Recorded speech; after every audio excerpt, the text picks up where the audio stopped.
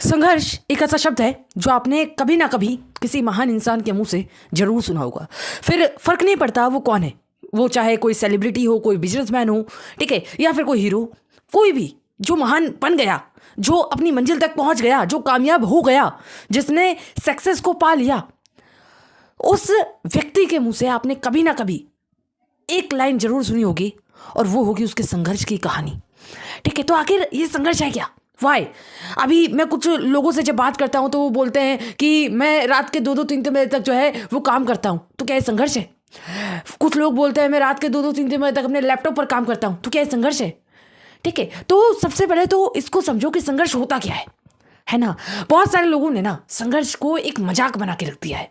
ठीक है, बहुत सारे लोग बोलते हैं कि भैया मैं रात के 11-12 बजे तक काम करता हूँ, ठीक है, तो वो संघर्ष कर रहे हैं, है ना। ऐसा नहीं होता बॉस। ठीक है, पहले इसको समझो कि संघर्ष होता क्या है। ठीक है, संघर्ष वो नहीं है जो काम आप रात के 12-1 बजे तक कर रहे हो।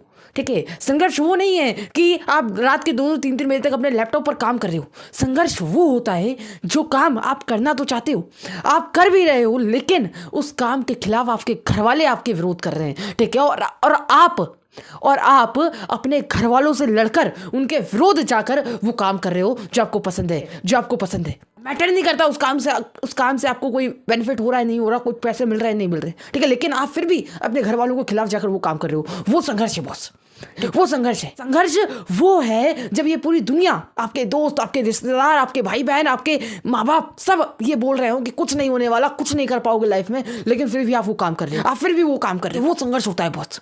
ठीक है, वो संघर्ष होता है। ठीक है, जब आपके हाथ पैर दर्द कर रहे हो ना, जब आपकी आंखें दर्द कर रही हो ना, लेकिन आप फिर भी वो काम कर रहे हो जिससे आपको 1 रुपये का भी बेनिफिट नहीं मिल रहा, लेकिन आपको मजा आ रहा है। ठीक है, आपकी आंखें दर्द कर रहा है, आपका पूरा शरीर दर्द कर रहा है, लेकिन फिर भी आप वो काम कर रहे हो। वो संघर्ष होता है बॉस। ठीक है, वो संघर्ष होता है। ठीक है, बहुत सारे लोग बोलते हैं कि क्या कोई शॉर्टकट नहीं है सक्सेस तक पहुंचने का। बहुत सारे लोग बोलते हैं कि कामयाबी तक पहुंचने के लिए क्या संघर्ष करना जरूरी है। ठीक है, तो सबसे पहले इसको समझो कि मान लेते हैं आप बिना संघर्ष के कामयाब हो गए। ठीक है, मान लेते हैं एक बार को कि आपको कोई संघर्ष करने को नहीं पड़ा। ठीक है, कोई संघर्ष करने की जरूरत नहीं पड़ी, आप ऐसे ही कामयाब हो गए, बिना संघर्ष के, बिना मेहनत के जो है वो कामयाब हो गए।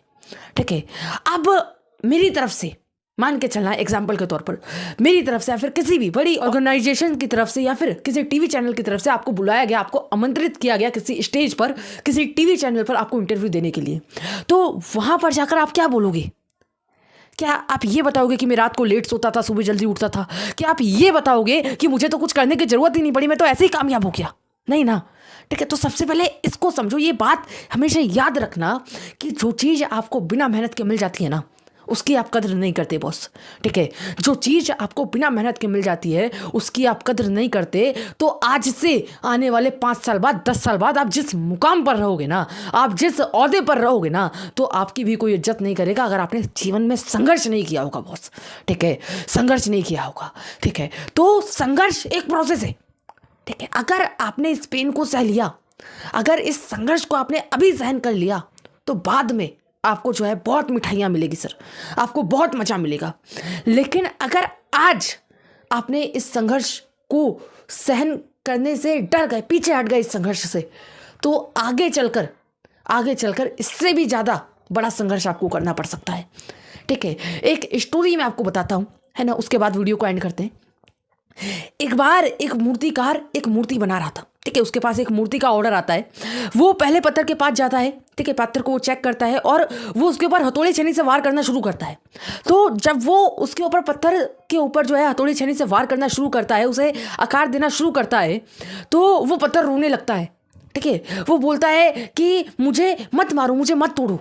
ठीक है, मुझे मत मारो, मुझे मत तोड़ो, है ना, मैं अभी ऐसा ही रहना चाहता हूँ, प्लीज़ मुझे मूर्ति मत बनाओ। ठीक है, मूर्तिकार तरस खाकर उस पत्थर को छोड़ देता है और दूसरा पत्थर ले लेता है। ठीक है, और दूसरा पत्थर लेकर जब वो उसके ऊपर हथौड़ी और छेनी से वार करता है, तो वो पत्थर जो है वो कहता है कि मुझे और अच्छे से तराशो, इतनी अच्छे से तराशो कि देखने वाला सोचे कि वाह यार क्या मूर्ति है। ठीक है, वाह यार क्या मूर्ति है ना। कुछ दिन बाद जिन लोगों ने मूर्ति का ऑर्डर दिया था वो लोग आते हैं। ठीक है, और मूर्ति को देखकर कहते हैं कि वाह मूर्तिकार, तुमने तो कमाल कर दिया, क्या मूर्ति बनाई है तुमने।